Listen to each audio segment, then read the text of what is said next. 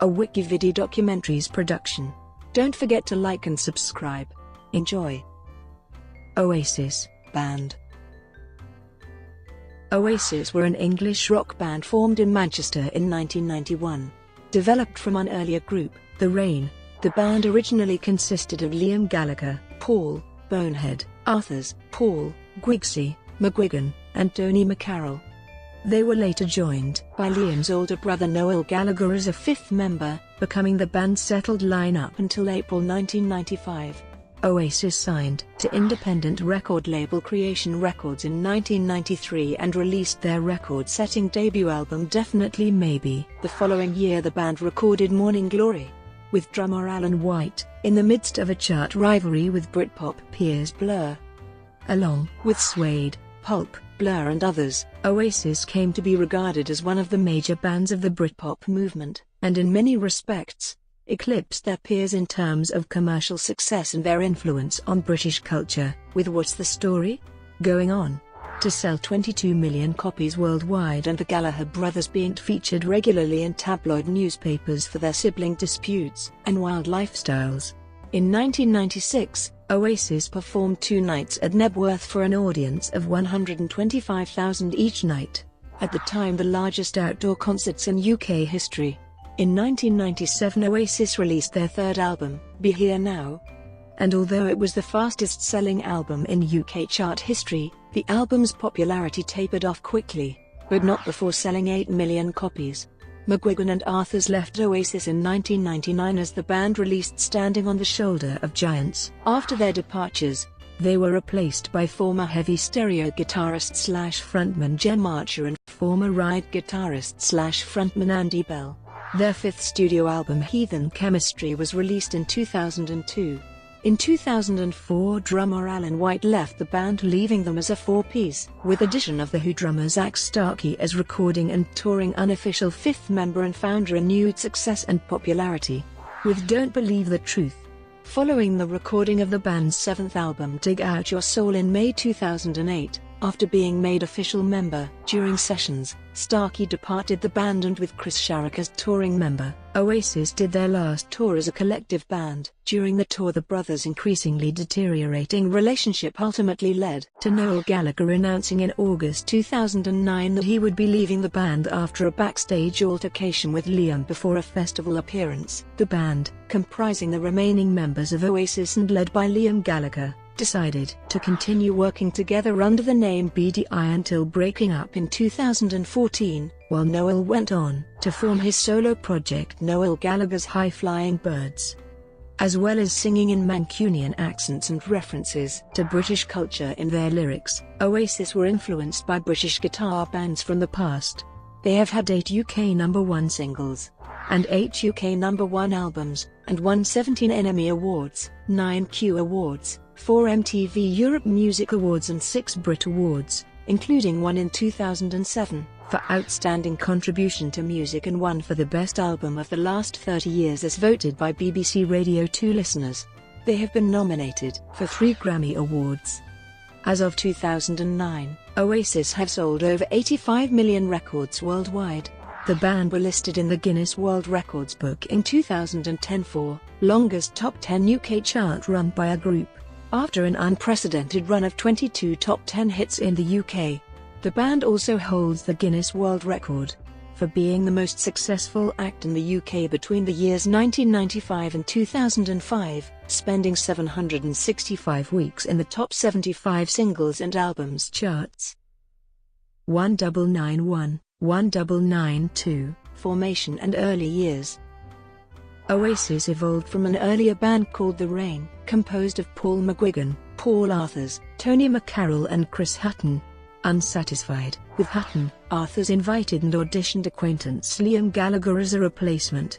Liam suggested that the band name be changed to Oasis. This change was inspired by an Inspiral Carpets tour poster that hung in the Gallagher brothers' bedroom. One of the venues the poster listed was the Oasis Leisure Centre in Swindon. Oasis played their first ever live gig on the 18th of August 1991, at the Boardwalk Club in Manchester. Liam's brother Noel Gallagher, who was a roadie for Inspiral Carpets, went with the band to watch his younger brother's band play. Whilst Noel and his friends did not think Oasis sounded particularly spectacular, he did begin to consider the possibility of using his brother's group as a possible outlet for a series of songs he had been writing for several years. Noel approached the group about joining with the proviso that he would become the band's sole songwriter and leader, and that they would commit to an earnest pursuit of commercial success. He had loads of stuff written, Arthurs recalled. When he walked in, we were a band making a racket with 4 tunes. All of a sudden, there were loads of ideas. Oasis under Noel Gallagher crafted a musical approach that relied on simplicity, with Arthurs and McGuigan restricted to playing bar chords and root bass notes, McCarroll playing basic rhythms, and the band's amplifiers turned up to create distortion. Oasis created a sound so devoid of finesse and complexity that it came out sounding pretty much unstoppable. 1993, 1994, breakthrough with Definitely Maybe. After over a year of live shows, rehearsals and a recording of a demo, the band's big break came in May 1993 when they were spotted by Creation Records co-owner Alan McGee. Oasis were invited to play a gig at King Tut's Wah Wah Hut Club in Glasgow, Scotland, by a band called Sister Lovers, who shared their rehearsal rooms. Oasis, along with a group of friends, hired a van and made the journey to Glasgow. When they arrived, they were refused entry to the club as they were not on that night's set list, which reportedly caused the band to bully their way in. They were given the opening slot and impressed McGee, who was there to see 18 Wheeler, one of his own bands. McGee was so impressed he offered them a recording contract. They however did not sign until several months later. Due to problems securing an American contract, Oasis ended up signing a worldwide contract with Sony, which in turn licensed Oasis to Creation in the UK. Following a limited white label release of the demo of their song, Columbia, their first single, Supersonic, was released in April 1994, reaching number 31 in the charts. The release was followed by Shakemaker. This song would become the subject of a plagiarism suit, with Oasis paying $500,000 in damages. Their third single, Live Forever, was their first to enter the top 10 of the UK charts. After troubled recording and mixing sessions, their debut album, Definitely Maybe, was released on the 29th of August 1994, entering the charts at number 1 within a week of its release, and, at the time becoming the fastest-selling debut album in the UK. Nearly a year of constant live performances and recordings, along with a hedonistic lifestyle, were taking their toll on the band. This behavior culminated during a gig in Los Angeles in September 1994, leading to an inept performance by Liam during which he made offensive remarks about American audiences and hit Noel with a tambourine. The incident upset Noel to such an extent he temporarily quit the band and flew to San Francisco. He was tracked down by Creation's Tim Abbott, and they made a trip to Las Vegas. Once there, the elder Gallagher was persuaded to continue with the band. He reconciled with his brother, and the tour resumed in Minneapolis. The group followed up with the fourth single from Definitely Maybe, Cigarettes and Alcohol, and the Christmas single, Whatever, issued in December 1994, which entered the British charts at number 3. 1995, What's the Story, Morning Glory, and international fame. Oasis had their first UK number 1 single in April 1995 with Some Might Say. At the same time, drummer Tony McCarroll was ousted from the band. McCarroll said, on leaving Oasis, that he was unlawfully expelled from the partnership for what he called a personality clash with the brothers. The Gallaghers, on the other hand, doubted McCarroll's musical ability, with Noel saying, I like Tony as a geezer, but he wouldn't have been able to drum the new songs. McCarroll was replaced by Alan White, formerly of Star Club, and younger brother of renowned studio percussionist Steve White and recommended to Noel by Paul Weller. White made his debut for the band at the Top of the Pops performance of Some Might Say. Oasis began recording material for their second album in May of that year in Rockfield Studios near Monmouth. The band, by this point, had recorded the concert that would see release in August as Live by the Sea. During this period, the British press seized upon a supposed rivalry between Oasis and Britpop band Blur. Previously, Oasis did not associate themselves with the Britpop movement and were not invited to perform on the BBC's Britpop Now program introduced by Blur singer Damon Albarn. On the 14th of August 1995, Blur and Oasis released new singles on the same day, setting up the Battle of Britpop that dominated the national news. Blur's Country House outsold Oasis' Roll With It 274,000 copies to 216,000 during the week. Oasis management came up with several reasons for this, claiming Country House sold more because it was less expensive and because there were two different versions of Country House, with different B-sides, forcing serious fans to buy two copies. An alternative explanation given at the time by Creation was that there were problems associated with the barcode on the Roll With It single case, which did not record all sales. Noel Gallagher told The Observer in September that he hoped Damon Albarn and Alex James of Blur would catch AIDS and die, which caused a media furore. He subsequently apologized for this in a formal letter to various publications. Bassist Paul McGuigan briefly left the band in September 1995, citing nervous exhaustion.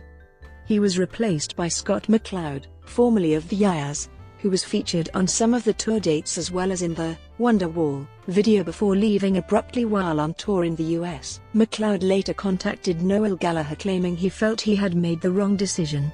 Gallagher curtly replied, "I think you have too. Good luck signing on."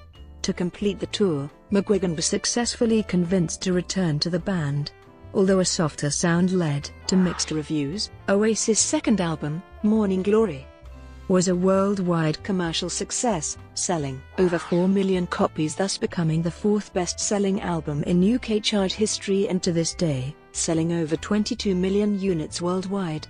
This makes it one of the best-selling albums of all time. The album spawned two further hit singles, Wonderwall and Don't Look Back in Anger, which reached numbers 2 and 1 respectively. It also contained the non-UK single, Champagne Supernova, featuring guitar and backing vocals by Paul Weller, that received widespread critical acclaim and peaked at number 1 on the US Modern Rock chart. 1996, 1998, Nebworth and peak of popularity to be here now and ultimate backlash. Quotebox, quote, "What Oasis has done in Britain, unifying an entire country under the banner of a single pop act, a band could no longer achieve in a country like the US. In Britain the band reigns unchallenged as the most popular act since the Beatles. There is an Oasis CD in roughly 1 of every 3 homes there. Last month, the band drew 250,000 people to Nebworth for the biggest outdoor concerts in the country's history." The group's battling brothers, Liam and Noel Gallagher, appear as regularly as royalty on tabloid covers. Source: Neil Strauss writing in the New York Times on the group's escalating popularity. Align Right, with 30M, on 27 and 28 April 1996. The group played their first headline outdoor concerts at Main Road Football Stadium, home of Manchester City FC, of whom the Gallagher brothers have been fans since childhood. Highlights from the second night featured on the video There and Then, released later the same year. As their career reached its zenith, Oasis performed back-to-back concerts at Nebworth on 10 and the 11th of August. The band sold out both shows within minutes. The audience of 125,000 people each night for 2 nights was at the time a record-breaking number for an outdoor concert held in the UK, and to this day the largest demand for a show in British history.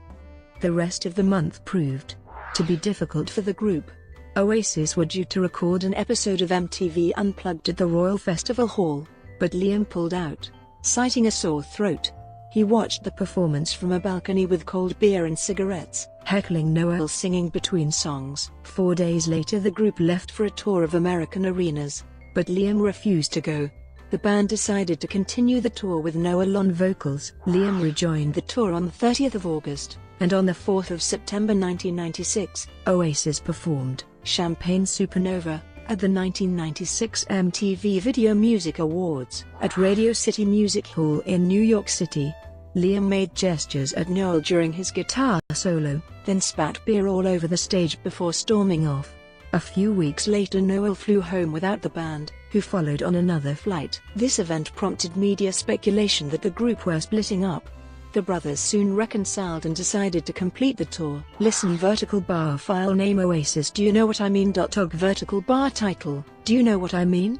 vertical bar description. The lead single from Be Here Now, Do You Know What I Mean, became the 12th biggest-selling single of 1997 in the UK. Oasis spent the end of 1996 and the first quarter of 1997 at Abbey Road Studios in London and Ridge Farm Studios in Surrey recording their third album. Quarrels between the Gallagher brothers plagued the recording sessions. Be Here Now was released in August 1997. Preceded by the UK #1 single, Do You Know What I Mean? The album was their most anticipated effort, and as such became the subject of considerable media attention. By the end of the first day of release, Be Here Now had sold 424,000 units and, by the end of business on Saturday of that week, sales had reached 696,000, making it the fastest-selling album in British history. The album debuted at #2 on the Billboard 200 in the US.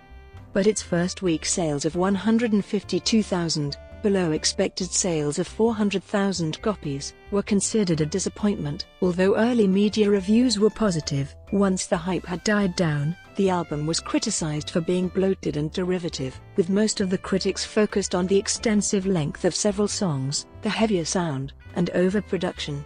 By this time the Britpop movement was in decline, and the band had failed to meet expectations with their third album. After the conclusion of the Be Here Now tour in early 1998, amidst much media criticism, the group kept a low profile. Later in the year, Oasis released a compilation album of 14 B-sides, entitled The Master Plan. The really interesting stuff from around that period is the B-sides. There's a lot more inspired music on the B-sides than there is on Be Here Now itself, I think, related Noel in an interview in 2008. 1999, 2000, Standing on the Shoulder of Giants. In early 1999, the band began work on their fourth studio album. First details were announced in February, with Mark Stent revealed to be taking a co-producing role. Things were not going well, and the shock departure of founding member Paul "Bonehead" Arthurs was announced in August. This departure was reported at the time as amicable, with Noel stating that Arthurs wanted to spend more time with his family. Arthur's statement clarified his leaving as to concentrate on other things. However, Noel has since offered a contradicting version, that a series of violations of Noel's no drink or drugs policy for the album sessions resulted in a confrontation between the two. 2 weeks later, the departure of bassist Paul McGuigan was announced. The Gallagher brothers held a press conference shortly thereafter where they assured reporters that the future of Oasis is secure. The story and the glory will go on. The now three-piece Oasis chose to continue recording the album, with Noel Gallagher re-recording most of Arthur's guitar and McGuigan's bass parts. After the completion of the recording sessions, the band began searching for replacement members. The first new member to be announced was new lead/rhythm guitarist Colin "Jem" Archer, formerly of Heavy Stereo, who later claimed to have been approached by Noel Gallagher only a couple of days after Arthur's departure was publicly announced. Finding a replacement bassist took more time and effort. The band were rehearsing with David Potts, but he quickly resigned, and they brought in Andy Bell, former guitarist/songwriter of Ride and Hurricane #1, as their new bassist. Bell had never played bass before and had to learn to play it, along with a handful of songs from Oasis' back catalogue, in preparation for a scheduled tour of America in December 1999. With the folding of Creation Records, Oasis formed their own label, Big Brother, which released all of Oasis' subsequent records in the UK and Ireland. Oasis' fourth album, Standing on the Shoulder of Giants, was released in February 2000 to good first week sales. It peaked at #1 on the British charts, and #24 on the Billboard charts.